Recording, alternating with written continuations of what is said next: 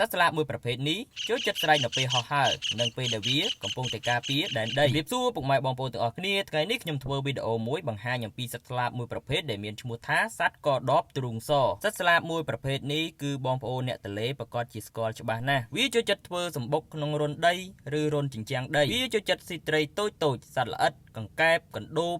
ឬក៏អាចស៊ីសត្វតូចៗនៅលើដីដូចជាកណ្ដុរឬក៏សត្វល្អិតធំៗជាដើមជាញឹកញាប់វាចូលចិត្តស្រែកនៅពេលដែលវាហោះហើរឬវាកំពុងតែការពារដែនដីនៅពេលដែលមានសត្វប្រភេទដូចគ្នាចូលមកទីតាំងរបស់វាសត្វស្លាបមួយប្រភេទនេះវាមានសារៈសំខាន់ជួយគ្រប់គ្រងចំនួនសត្វល្អិតជាសញ្ញាបង្ហាញអំពីបរិស្ថានដែលនៅសុខសាន្តក៏ដបទ្រូងសជាទូទៅមានកម្ពស់ប្រមាណជា27ទៅ29សង់ទីម៉ែត្រពោះនិងក្បាលពណ៌ត្នោតកន្ទុយស្លាបនិងខ្នងពណ៌ខៀវបំពង់កនិងទ្រូងពណ៌សពុះនិងជើងពណ៌ក្រហមទីជម្រកនៅតាមទីជនបទតំបន់កសិកម្មព្រៃដំណោះថ្មីព្រៃល្បោះជាយព្រៃស្រោងរបាយមានវត្តមានពេញមួយឆ្នាំជាប្រភេទរងគ្រោះតិចតួចរដូវបន្តពូជចាប់ពីខែតុលាដល់ខែមិថុនាពងចំនួន3ទៅ7គ្រាប់វីដេអូនេះដែរគឺខ្ញុំលើកយកកដបមួយប្រភេទក្នុងចំណោមកដបដទៃទៀតយកមកបង្ហាញពុកម៉ែបងប្អូនហើយបងប្អូនមួយចំនួនគាត់ក៏ធ្លាប់បានស្គាល់និងមួយចំនួនទៀតគាត់ក៏ពុំធ្លាប់បានស្គាល់នោះដែរ